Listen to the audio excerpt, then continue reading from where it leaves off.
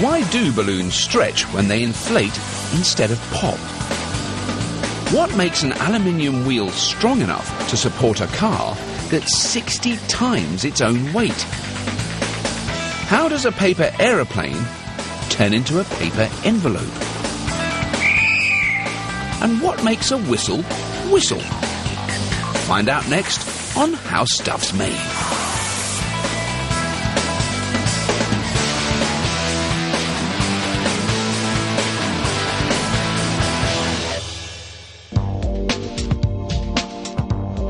Balloons don't actually grow on trees, but they do come from them. That's because balloons couldn't be made without the milky sap of rubber trees, which we know as latex. Latex is a naturally stretchy substance, but it's not until the latex is turned into rubber that the balloon has the elasticity it needs to inflate to 5 times its original size.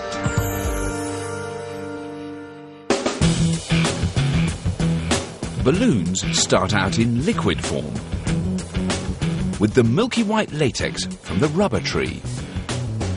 Powdered pigment changes the colour of the latex. And to enhance its natural stretchiness, other elements, including sulphur and zinc oxide, are added to the mix. They'll be activated later when the mix is heated to turn the latex into rubber. These rows of ceramic shapes that look like little light bulbs are actually the moulds that will form the latex into balloons.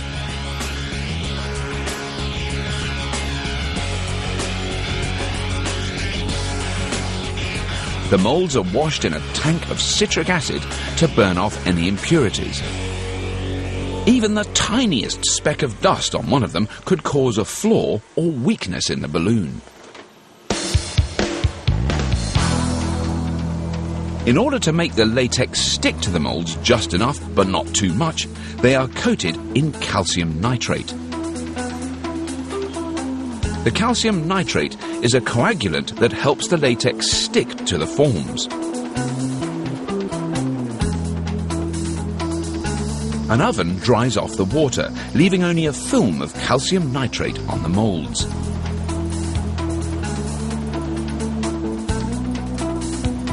Finally, the vat of blue liquid latex rises up to completely coat the moulds, forming the skin of the balloon.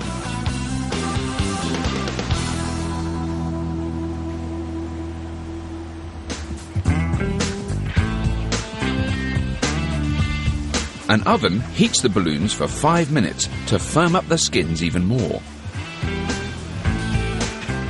Then 2 nylon brushes roll down the top of the warm skin, which is still soft enough to curl into the lip that's used to blow the balloon up. But it's not until the balloons bake in an oven at 80 degrees that the skin is transformed into the stretchy rubber of a balloon. The heat activates the sulphur and zinc oxide in the latex mix, which strengthens the bond between the molecules in the latex, converting it into rubber. And it's because of that super strong bond between the molecules that rubber is so rubbery and stretchy enough to inflate into a balloon without tearing.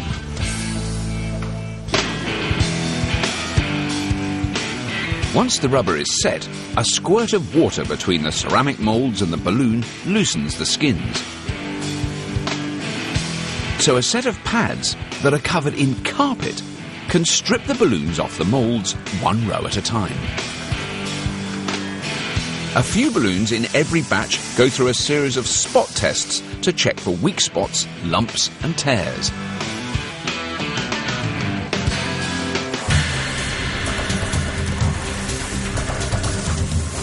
Then some balloons get a custom paint job, which must be done while they are inflated.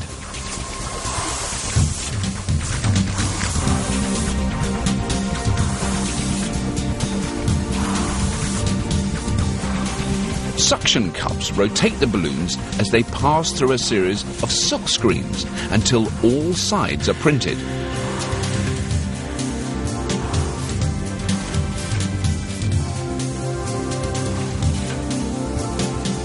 Then wiper blades apply a thin layer of quick-drying rubber over the ink. And a ride through a heat tunnel dries everything in place.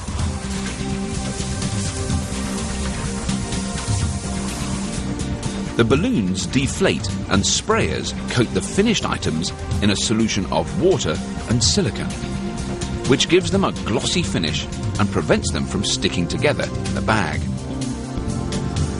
Now these little rubber pouches of joy are ready to stretch themselves and blow up at a birthday party or other celebration without popping. And that makes a party and the world a less uncheery sort of place.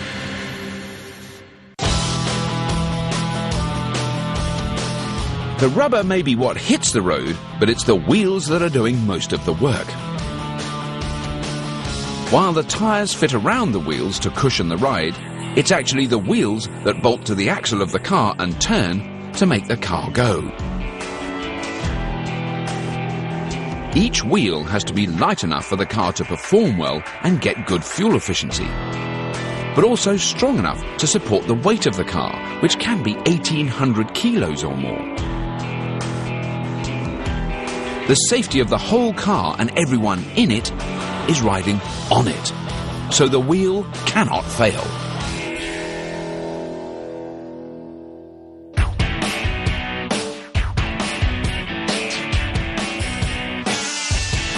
To make the wheels as strong as possible, each one is machined from a single piece of aluminium. That way, there are no parts to come loose or break.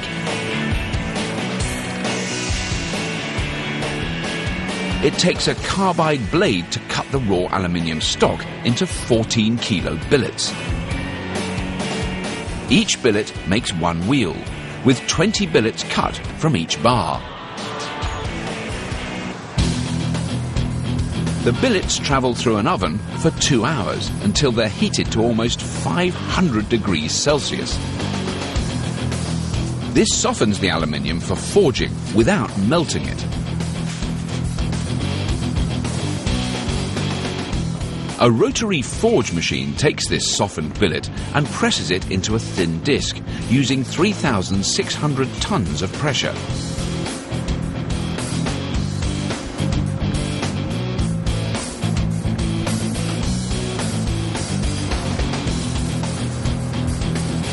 This incredible pressure, along with the heat from the furnace, not only reshapes the aluminium, it also rearranges the actual molecules into a tight circular pattern.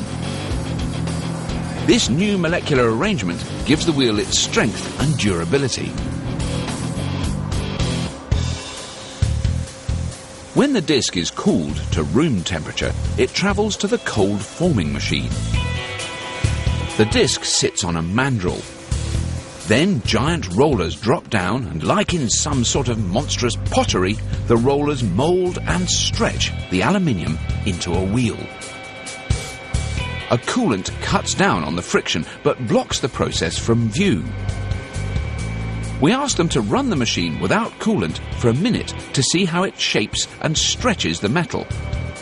The aluminium goes from a flat disc to a wheel that's 45 centimetres tall in just 45 seconds.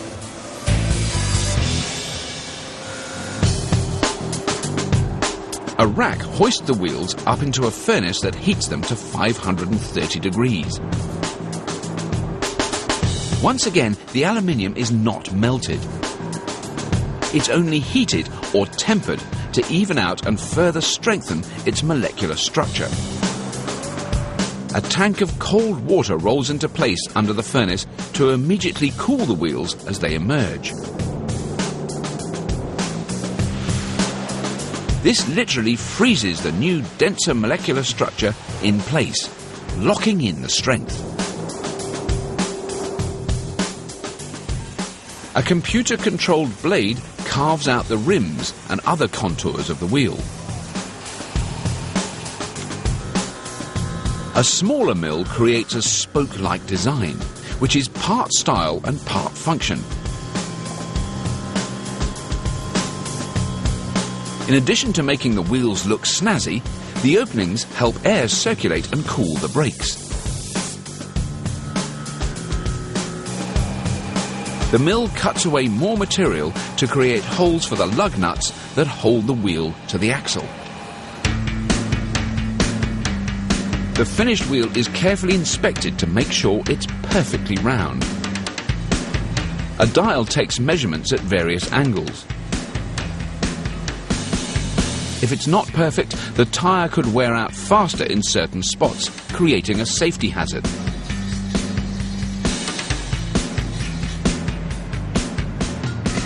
If the wheel passes the test, buffers move in to polish the aluminium to a bright shine. And the brand new wheels are ready to roll.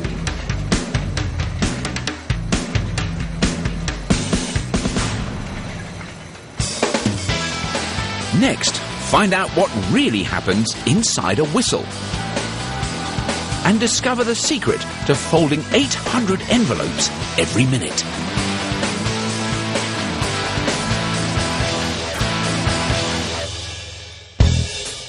This type of envelope, sometimes called the number 10, is one of the most widely used envelopes in the world. That's because its dimensions, roughly 9.5 by 24 centimetres, are perfect for folded sheets of A4 paper, which is a standard size in the UK and Europe. But unfold one and you'll see the dimensions of this common envelope are not what they seem. The envelope is actually made from a single sheet of paper that unfolds into a triangle with rounded edges. It looks more like a paper aeroplane than it does an envelope. Just a single roll of paper stock like this produces 45,000 envelopes. And when fed into this webbing machine, 10 rolls or 70 kilometres of paper can be cut at once.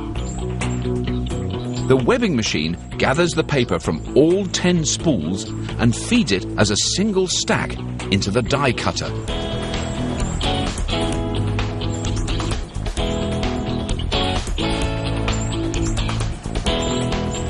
A die, or a template, like this waits inside the machine. Recognise the shape?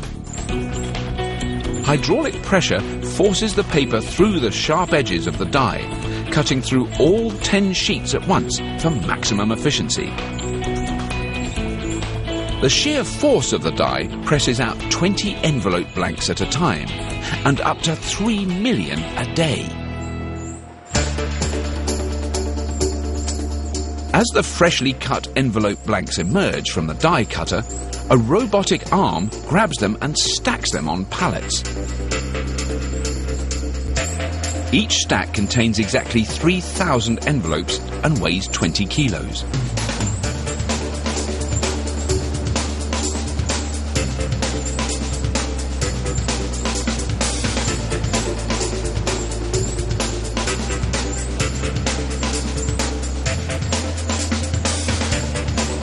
After the robot fills a pallet, the envelope blanks move on to the real multitasker of the operation: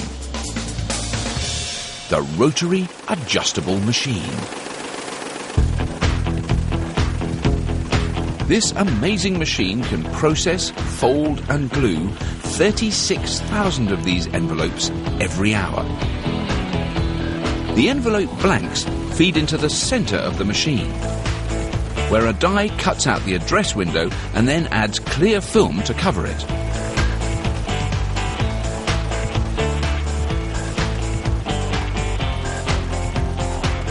Next, the machine stacks the envelopes in such a way that only their licking flaps are exposed. That way, when the envelopes pass by these sticky rollers, the non-toxic licking adhesive ends up on the flaps and nowhere else.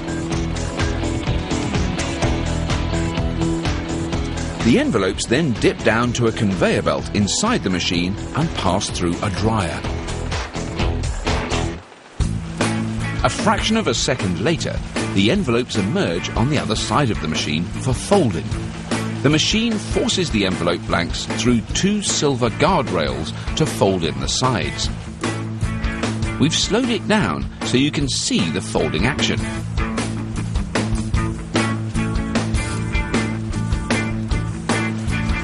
At real speed, this machine completes 600 to 800 side folds every minute. Next, the machine applies a strong, permanent glue so rollers can fold and seal the bottom flap. At regular speed, it powers out 10 to 13 envelopes every second. Small spinning sensors count out 500 folded envelopes per box. And the envelopes are ready, unless the order calls for custom printing.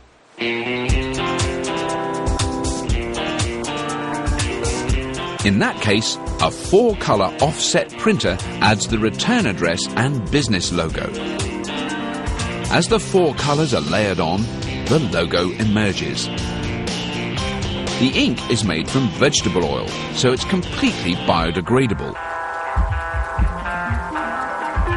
A blue ultraviolet light instantly dries the ink, enabling the machine to spit out 30,000 printed envelopes every hour without a single smudge.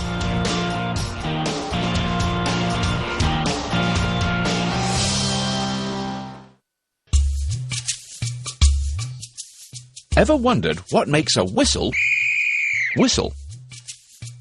It comes down to 3 things: the puff of air that's blown into the whistle, the pea inside the barrel,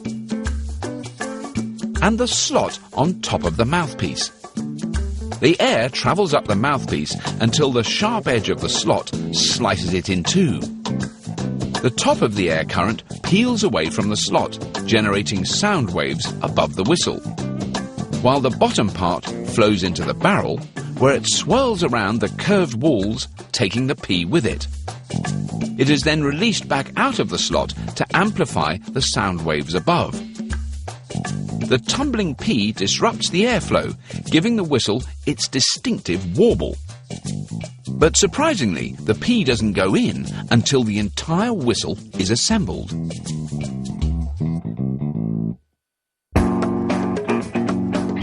Like many musical instruments, these whistles get their sound from high-grade brass. That's because this type of brass is easily shaped, and it vibrates in such a way that creates a high-pitched sound.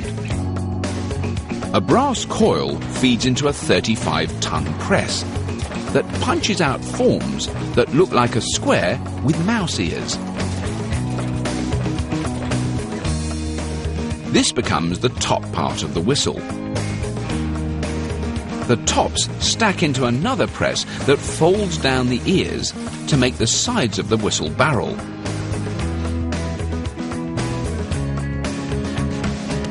At the same time, the press stamps out a dimple onto the mouthpiece, something for the lips to grip when the whistle is blown. To make the bottom of the whistle, another coil of brass feeds into a press that does double duty. First, the press cuts notches that will lock the bottom to the top of the whistle. And second, it begins rounding the bottom piece. The whistle bottoms stack in another machine that uses 18 tons of pressure to curl the brass into a fully rounded barrel. The barrel is a resonant chamber where swirling vortices of air generate sound waves that rattle the pea and force a trilling sound out of the top. The barrel must be perfectly round, within a fraction of a millimetre, or it won't align with the top and the whistle won't work.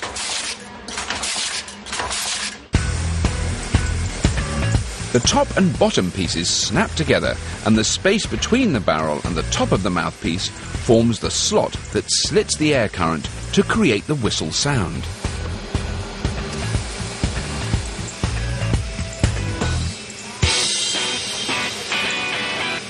A conveyor takes the whistles to a rotating soldering table.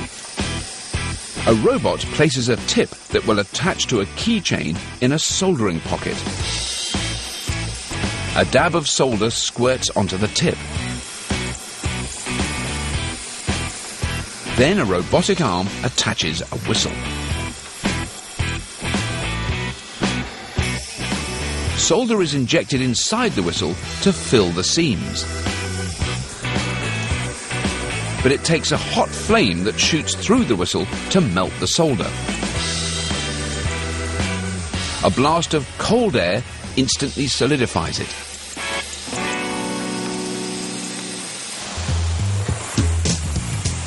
Then, for the polish, the whistles are dumped into a giant washer containing 220 kilos of hard plastic pellets.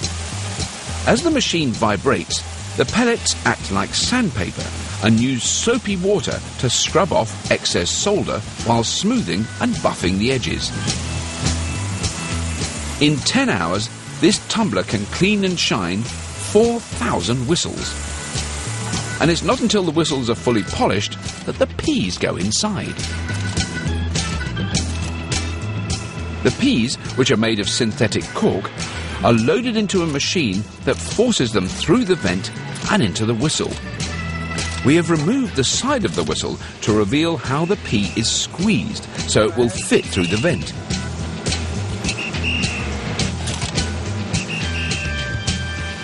Once inside, the pea bounces back into shape, so it can never fall out. And unlike natural cork, synthetic cork doesn't absorb moisture, crumble or clog the whistle up. So this whistle will produce a sound that can be heard up to 800 meters away whenever it's blown.